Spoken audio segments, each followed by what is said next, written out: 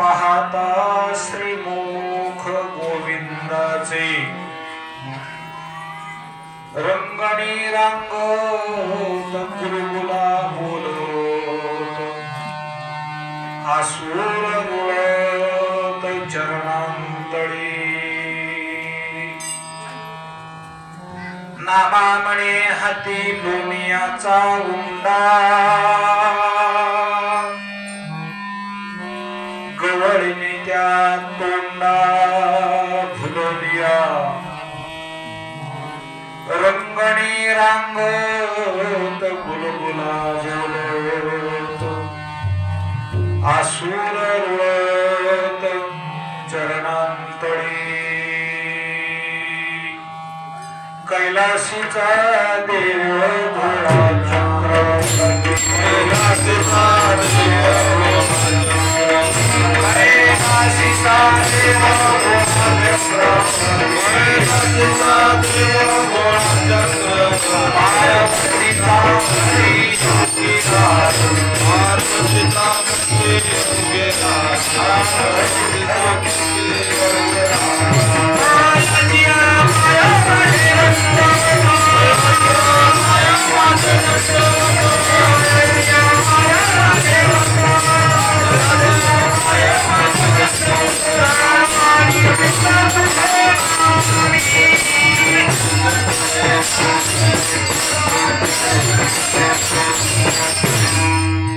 कैलासीचा देव भोळा चक्रवर्ती पार्वतीचा पती योगीराज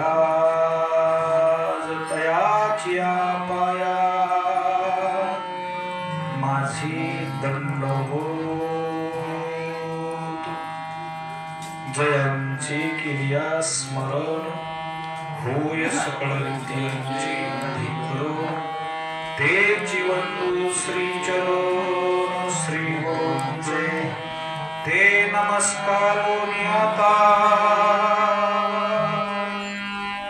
काय माझी वाणी मानेल संतांशी रंग हो चित्ताशी आपुल्या मस्तक हे पायावरी या वारकरी संतांच्या अजं रुक्मिणी प्राण संजीवनंतं परंधाम कैवल्यमेकं तुर्यं प्रसन्नं प्रपन्नारतिहं देवदेवो परब्रह्मलिंगं भजे पाण्डुरङ्गं रणे कृष्णधिवत्सु संवादभूते कलुगितार्थबोधाय ज्ञानेश्वरी वै कृती निर्मिताय नत्रकृत्या समाधिस्तमूर्तिं भजे ज्ञानदेवं नमो सद्गुरु कृपया ज्ञानदीपा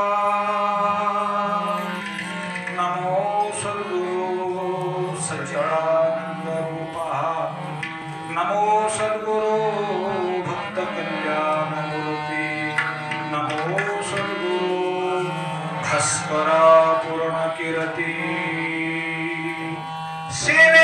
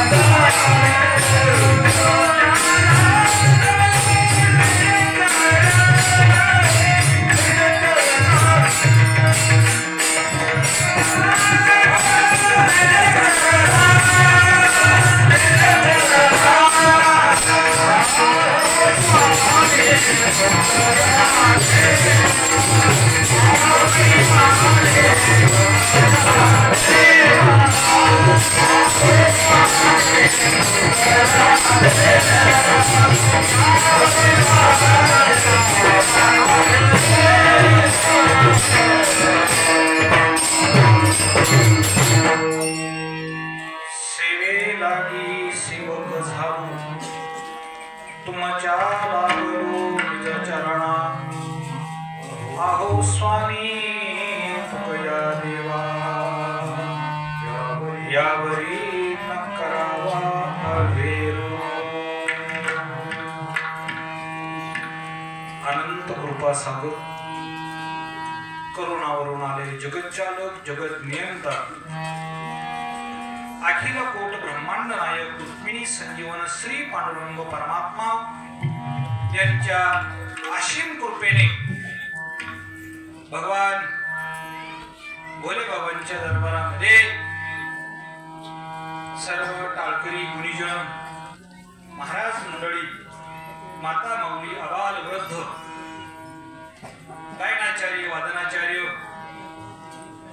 सर्वांच्या सानिध्यामध्ये आज आपण चिंतन करतो याचं दुसरं नाव आहे संकीर्तन आज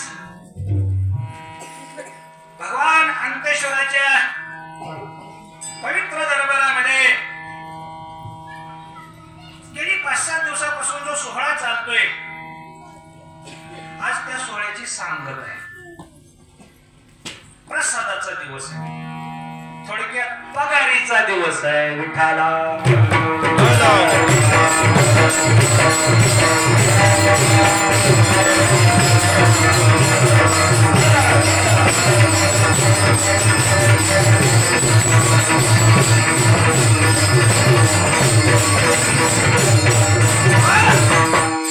आज प्रसादाच्या निमित्तानं खाण्याच्या निमित्तानं जे आपल्याला चिंतन करायचंय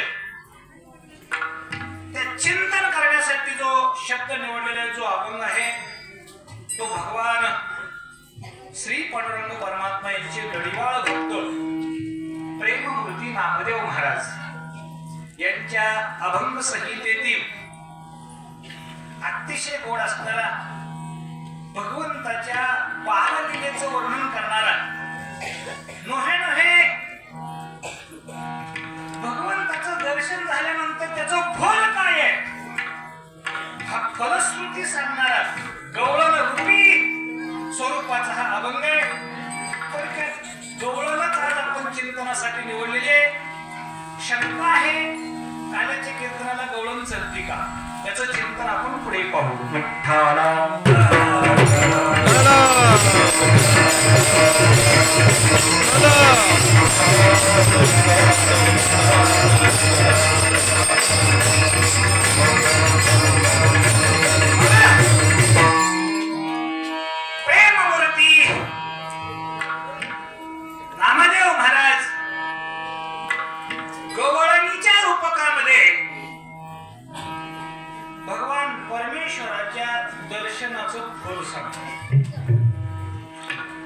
भगवंतांनी वेगवेगळ्या ठिकाणी कार्य केले. काही कार्य गोकुळामध्ये केलं, काही कार्य मथुरेत केलं, काही कार्य द्वारकेमध्ये केलं, तर राहिलेलं उर्वरित कार्य कुरुक्षेत्रामध्ये केलं. भगवंताचं अनेक ठिकाणी केलेले हे लीला चरित्र आहे. मग नेमकं काल्याच्या कीर्तनामध्ये कुठलं चरित्र असावं?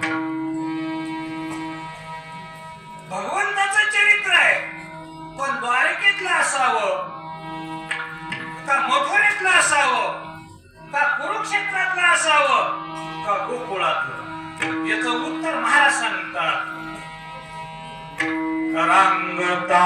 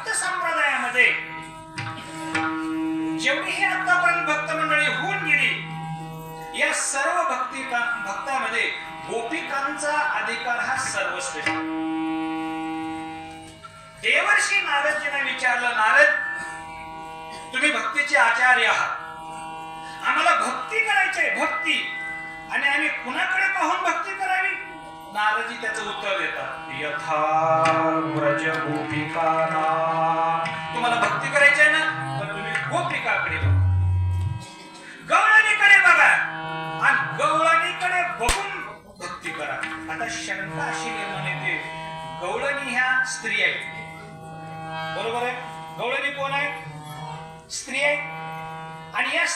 सगळे बघून भक्ती करा. कोण म्हणते? भक्तीचे आचार्य देवर्षी नारद.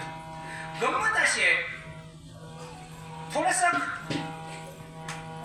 नाथ महाराजांच्या जीवनाचं चरित्र पाहिलं तर नाथ बाबा सांगतात, नको नको स्त्रियांचा एकांत, नको नको स्त्रियांचा लोकांत, नको नको स्त्रियांचा परमार्थ करीती आघात पुरुषासी. किंवा श्रीमद भगवतीचा श्लोक, संगात सत्यायते कामः कामात क्रोधो विजायते. भगवान कृष्ण परमात्मा सांगतात, स्त्रियांचा संग झाला परमार्थ मोडला जातो. एकीकडे स्त्रियांच्या बाबतीमध्ये अनेक संत मंडळीची ही युक्ती आहे, आणि दुसरीकडे तुकोबारा सांगतात, धन्य त्या बाया घरी दारी नांदती. एकीकडे एका बायाला सांगितलं त्यांची संगती नकोय, आणि दुसरीकडे त्याच बायांना धन्यता दिली. एकच स्त्री आहे ना, याचं काय उत्तर असेल? मगाशी आपण पाहिलं, मी सगळ्यांना समजल असे सांगितलं की आमचे मुसांडे बुवा आले, मृदंग लावला, बरोबर आहे, वर ठेवला. आता ही माईकच आहे, पलीकडे माईकच आहे. दोघांचं काम काय आहे? काय काम आहे? आवाज देणे हे काम आहे. पण हे इकडलं माईक उचललं, तिकडलं इकडे ठेवलं. माईकच आहे ना, आवाजच देणं काम आहे. असं बदलायची काय गरज आहे? बोला, अगदी सोपं आहे. दोन्ही माईकचं काम आवाज देण्याचं आहे ना. आवाजच द्यायचा असेल तर इकडलं इकडं करायची काय गरज आहे? सगळ्यांनी बघितलं नाही, केलं का नाही?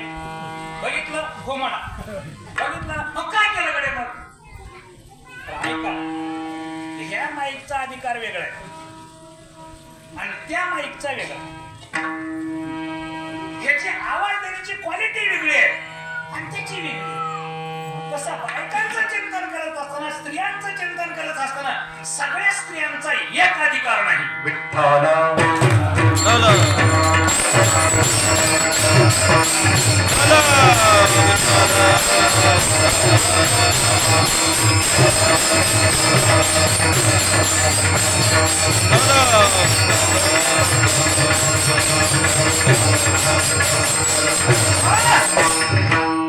भक्तीच्या क्षेत्रामध्ये गवळणीचा अधिकार अतिशय उच्च कोटीचा, अतिशय उच्च कोटीचा. आतापर्यंत गवळणी यांच्या अधिकारापर्यंत पोहोचण्यासाठी जीही भक्त मंडळी झाली, पण तिथपर्यंत कोणी पोहोचलं नाही पोहोचलं. अतिशय उच्च कोटी भक्तीच्या क्षेत्रामध्ये गवळणीचा अधिकार अतिशय उच्च. भागवतामध्ये चिंतन येतं, भगवान कृष्ण परमात्मा गवळणीचा अधिकार सांगत असताना सांगतात, उद्धवा खरं सांगू का, ज्या सुखाला देवलोक प्राप्त झाले नाही, जे सुख भगवान शंकरांना भेटलं नाही, जे सुख ब्रह्मदेवाला भेटलं नाही, ते सुख गोपिकांना भेटलं. त्या सुखाच्या अधिकारी गोपिका झाल्या. अशा काय गोपिकामध्ये सर्वश्रेष्ठपणा आहे? अशा काय गोपिका वेगळे आहेत? याचं चिंतन आज आपल्याला पाहायचंय.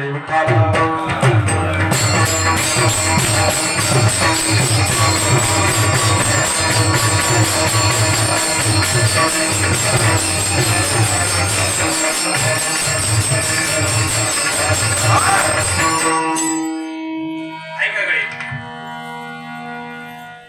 द्वापार युगामध्ये ज्या गोपिका होत्या त्या सामान्य नव्हत्या, मग असामान्य. सामान्य वेगळं आणि असामान्य वेगळं. दिसायला सारखंच दिसतं, पण असायला अधिकार वेगळा असतो. भले एकाच बापापासून दोघांचा जन्म होऊ द्या, पण अधिकार एक नाही.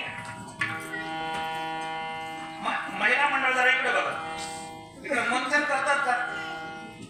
मंथन शब्द कळतो तुमच्या भाषेमध्ये? घुसळण म्हणा, अजून काय म्हणा त्याला, ताक म्हणा, बरोबर आहे, करतात ना इकडे. मला सांगा, आजचं कीर्तन हे मंथनाचं कीर्तन आहे. दही मंथन केलं जातं म्हणजे घुसळण केलं जातं. दही एकच आहे, पण एका दह्यापासून 2 लेकरं जन्माला येतात. कोण कोण? एक लोणी आणि दुसरं दोघाचा बाप, पण मुलं बरं 2 आले का? एकाच क्वालिटीचे आले का? मग तूप कसं किलो आहे? 800 रुपये. चौकार मी काय घेणार नाही पण खरं सांगा. आणि ताक कसं किलो आहे? एकच दह्यापासून दोघं. बरं दोघाचा रंग लोण्याचा काळा आणि ताकाचा पांढरा. एका मुले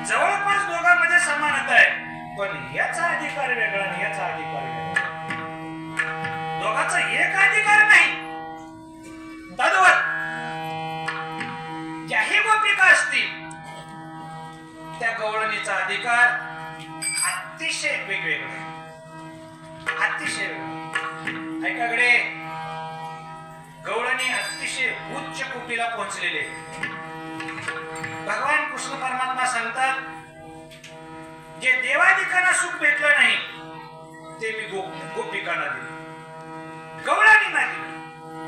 ऐका मंडळी, त्या गवळणी सामान्य नव्हत्या तर असामान्य होत्या. दिसायला तुमच्या आमच्यासारखे दिसत होत्या, पण अधिकारानं फार वेगळे होते. एक कथा येते. कोण आहे त्या गवळणी? राम अवतारामध्ये जी ही ऋषी होती, ऋषी ज्या वेळेस मिथिला नगरीमध्ये माऊली सीतेचं स्वयंवर आणि त्या स्वयंवरामध्ये ऋषी मंडळी, राजे महाराजे बरीच मंडळी आलेली होती. पण ज्या वेळेस प्रभू रामचंद्रांनी तो धनुर्भंग केला आणि माऊली सीतेच्या गळ्यामध्ये वरमाला धारण घातली, त्यावेळेस काही ऋषी बसलेले होते, काही बायका होते. त्या सगळ्यांना वाटू लागलं आपल्याला हे असाच पती भेटला पाहिजे, आपल्याला असाच पती भेटला पाहिजे. ऋषींना सुद्धा वाटू लागलं आम्हाला असा पती भेटला पाहिजे. आणि मग त्रेतायुग संपलं. बरेच ऋषी अरण्यामध्ये जाऊन तपश्चर्या करू लागले. कशासाठी? तर आम्ही भगवान कृष्ण परमात्माची अर्धांगिनी झालो पाहिजे, भगवंताची सेवा करता आली पाहिजे. आणि म्हणून बऱ्याच ऋषींनी तपश्चर्या केली. मी सगळ्या ऋषीचे काही नाव सांगणार नाही, पण 2-4 सांगतो. उग्रतापक नावाचे ऋषी होते. नाव काय त्यांचं? उग्रतापक. त्यांनी पंचाक्षरी नामाचा 10,000 वर्ष जप केला. किती? आणि सुनंदा नावाचा गोप, त्याच्या घरामध्ये सुनंदा नावाची गोपिका म्हणून जन्माला आली गोकुळात. आता हे काही साधारण आहे. गोपिकाचा जन्म भेटण्यासाठी 1000 वर्ष तपश्चर्या केली. आपण रामायणामध्ये चिंतन ऐकता जाबाली नावाचे ऋषी, बऱ्याच वेळेस रामायणामध्ये त्यांचं नाव येतं. हरिधामा नावाचे ऋषी यांनी अरण्यामध्ये जाऊन वाळलेल्या पानाचं सेवन केलं आणि 10,000 वर्ष तपश्चर्या केली. रंगमेली नावाची गोपिका म्हणून जाबाली ऋषी झाली. तर हरिधामा नावाचे ऋषी सुभद्रा नावाची गवळण म्हणून गोकुळात. मला चिंतन का सांगायचंय, ह्या गवळणी जरी दिसायला बायकांच्या रूपामध्ये दिसत असल्या तर अधिकार त्यांचा अतिशय उच्च होता. विठाला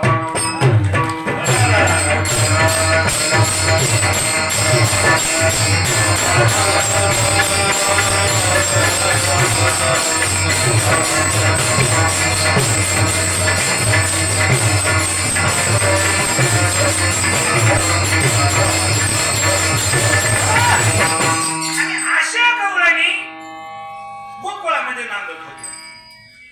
गवळणीचे 3 प्रकार. किती? इकडे चौथा असला तर मला सांगा. एक सुना, कोण? दुसऱ्या लेकी आणि तिसऱ्या सासा. चौथा इकडे हा एखादा चौथा प्रकार अजून. इकडे बी 3च ना, इकडे बी 3च. ऐका, सासा ह्या परतंत्र आहेत का स्वतंत्र? आता परतंत्र झाले. आता सासा परतंत्र झाल्यात, पण पूर्वी सासा स्वतंत्र असायच्या. मुली ही स्वतंत्र आहेत, पण बंधनामध्ये कोण आहे? सुना. आता त्या अभंगाचा अर्थ वेगळा आहे, पण मी वेगळा लावत असतो. भक्त देवा घराच्या सुना,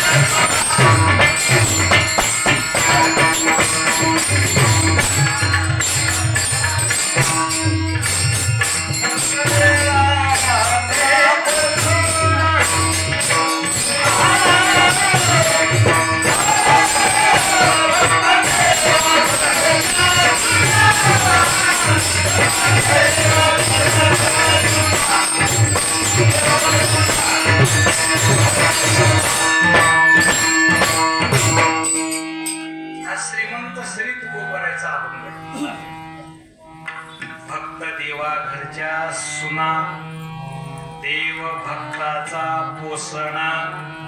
याचे 2 अर्थ होतात. एक सुना म्हणजे कुत्रा आणि दुसरा मी अर्थ लावतोय, भक्त ही देवा घरच्या सुना. सुना कसं काय? कमलाकर बुवा, तुम्ही सकाळ सकाळी निघावं घरून, खांद्यावर करून टाकावं, चव्हाट्यावर बसून लोक म्हणतात निघालो काय बुवा, आज कोण कराय नवरा. आणि त्यांचं काय देणं घेणं आहे का? तुम्ही त्यांच्याकडून काय तिकटाला पैसे आणले का? पण विनाकारण.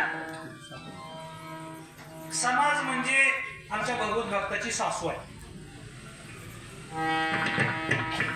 तुम्ही कसंही वागा, नाव ठेवल्याशिवाय सोडणारच नाही. विठाला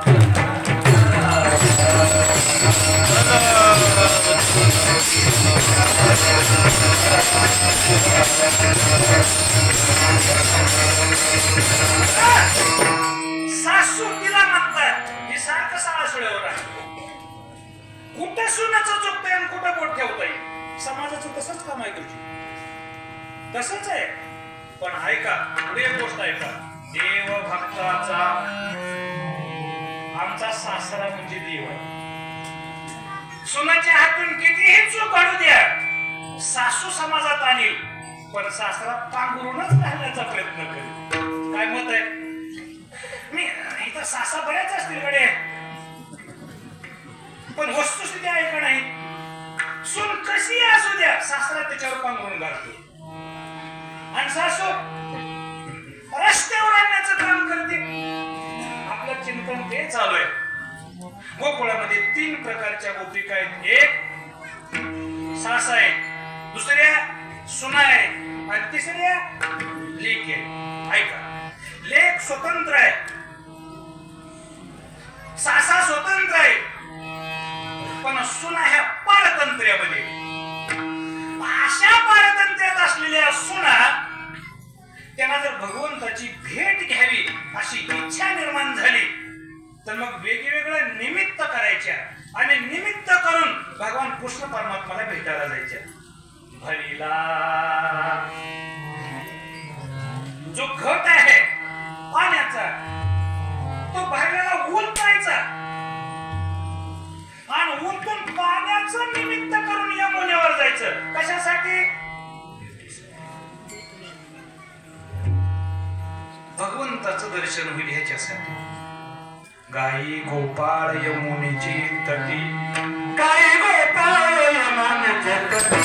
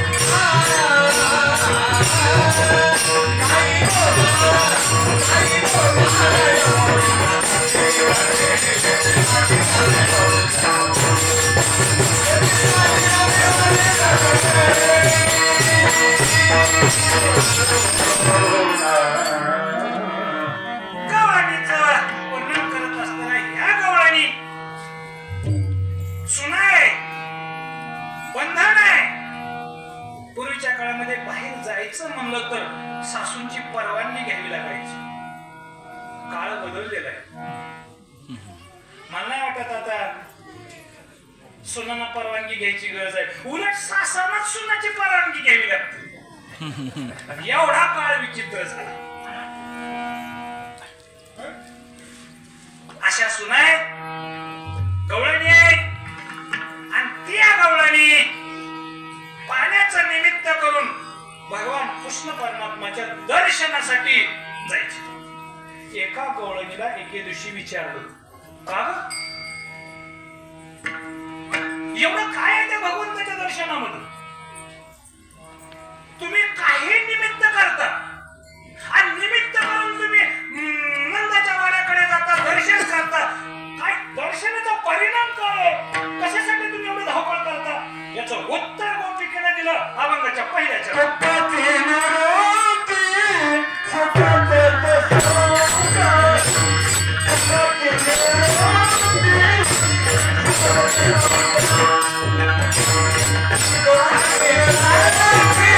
Yeah.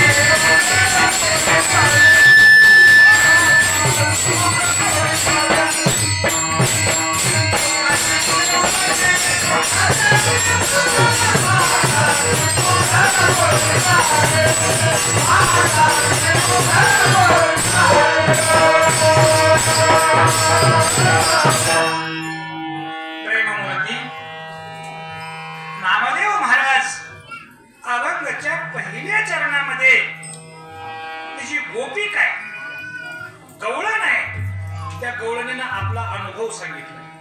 त्या गवळणीला विचारलं, का ग बाई तू भगवंताच्या दर्शनाला एवढी का बरं धावपळ करते? दर्शन भेटल्यानंतर त्याचं फळ काय आहे? पाहता श्रीमुख गोविंदाचे काय आहे त्याचं फळ? दुःखाची निवृत्ती. दुःख निवृत्त होत. निवृत्त हा शब्द आता मराठी शब्द जवळपास काळाच्या पडद्यावर चाललेले आहेत. आता फक्त एक सेवा निवृत्ती इथे एवढा हा शब्द राहिला आहे. कुठं एखादा व्यक्ती नोकरी करत असेल आणि तिथून त्याला जर वय संपलं तर काय झाला? तो निवृत्त झाला, म्हणजे त्या सेवेपासून मुक्त झाला. ऐका, तसंच आहे आपल्या जीवनामध्ये जे दुःख आहे, भगवंताच्या दर्शनामुळे ते सगळं दुःख संपत, निवृत्त होत. आता कोणचं दुःख आहे गडे आणि कुठलं दुःख संपत याचं स्वतंत्र चिंतन आहे. काल्याचं कीर्तन आहे. कुठपर्यंत पसारा मांडावा मला थोडीशी अडचण निर्माण झाली.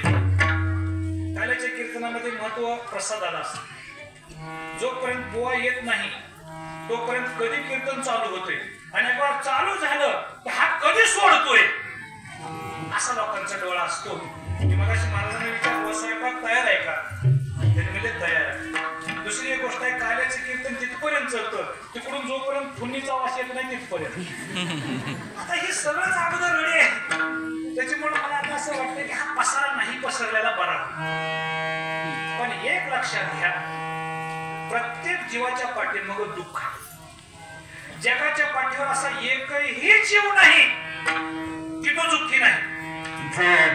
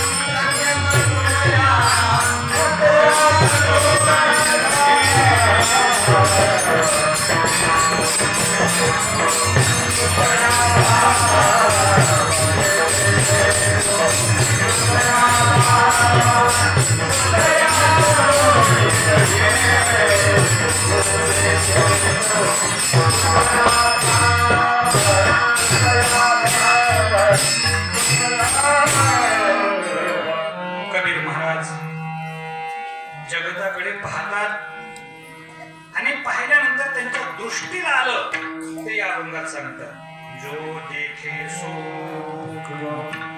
जगामध्ये प्रत्येक मनुष्य दुःखी आहे।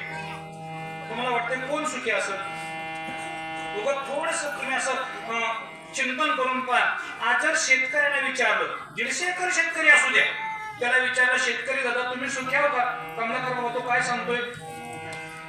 महाराज शेतात घातलेलं निघतं का नाही म्हणून शंका आहे। आमच्यापेक्षा मजूर सुखी आहे। बरोबर आहे का चूक आहे? बरोबर आहे ना? आता मजुराला जाऊन विचार, मजूर दादा तुम्ही सुखी आहो का? तो सांगतोय, महाराज आम्ही दररोज त्या बंधाऱ्याला गेल्याशिवाय आमचं पोट भरत नाही, आम्ही कशाचे सुखी आहोत? म्हणजे शेतकरी सुखी, मजूर, व्यापाऱ्याला विचारा, व्यापारी दादा तुम्ही सुखी आहो का? तो व्यापारी सांगतो आम्ही सुखी होतो महाराज, पण मोदी सरकारने जीएसटी लावल्यापासून व्यापारी सुखी नाही, शेतकरी सुखी नाही, मजूर सुखी नाही, म्हणजे नोकरदार। सांगू गुरुजी, 1 लाख रुपये जरी पगार असली, 25 तारखेपासून 1 तारखेपर्यंत जायचं त्यांच्याकडे। दूधवाला आला तरी सांगतो 1 तारखे उद्या। जगात कुणीही सुखी नाही। हा, दुःखाची कारण वेगवेगळे, प्रत्येक मनुष्य दुःखी आहे, प्रत्येक दुःखी आहे। महाराज लोक सुखी आहेत म्हणायचे तुम्हाला? काय मत आहे तुमचं? ऐका, आम्ही का दुःखी आहोत? महाराज मंडळी ही पोस्टमन आहे, ही अंतःकरणात कोरून ठेवा गोष्ट। महाराज म्हणजे कोण आहे? पोस्टमन आहे।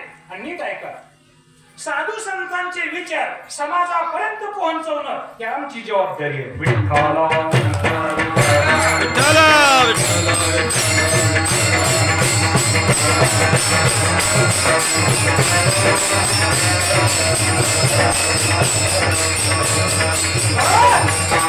पोस्टमनचा काही संबंध नसतो, पत्र एकाचं असतं, पोचवायचं दुसऱ्याला असतं, मध्यस्थी म्हणून कोण आहे? तसं विचार कोणाचे आहेत? संतांचे।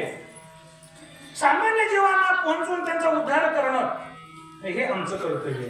पण गंमत अशी आहे, शुद्ध संतांचे विचार तुमच्यापर्यंत पोहोचवणं याच्यासाठी आमच्याकडे बऱ्याच अडचणी, अनेक अडचणी। ज्याला चिंतन करायचंय त्यांच्यासाठी अडचणी आहेत। थोडं माफी मागून सांगू का? पतिव्रता बाईला जास्त अडचणीत का शिंदळ बाईला? विठ्ठला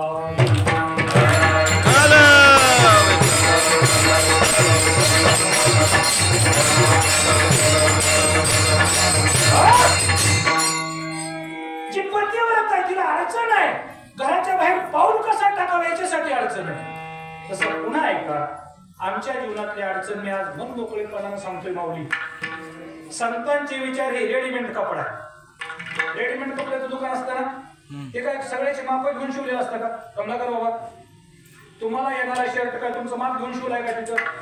पण तो घातला की बरोबर अंगावर बसतो। तसं रेडीमेड कपड्याचं दुकान म्हणजे आमच्या संतांचं भांडवल आहे। आणि आम्ही जर स्पष्ट पद्धतीने ते कपडे जर बाजारात आज विकायला सुरुवात केली तर ज्याच्या अंगाला आलं त्याला झोंबलं जात, झोंबलं जात, हे निश्चित आहे। आणि त्याच्यामुळे आम्हाला बंधनं पाळावी लागतात। बंधन आहे, शुद्ध विचार, मुक्त विचार समाजापर्यंत बोलता येत नाही। पुन्हा ऐका, ही शोकांतिकेचा बाब आहे। महाराज लोकांनी तारकी घेणाऱ्याचं कधीच नाव कीर्तनात घेऊ नये, जर घेतलं तर नरकवास आहे। विठ्ठला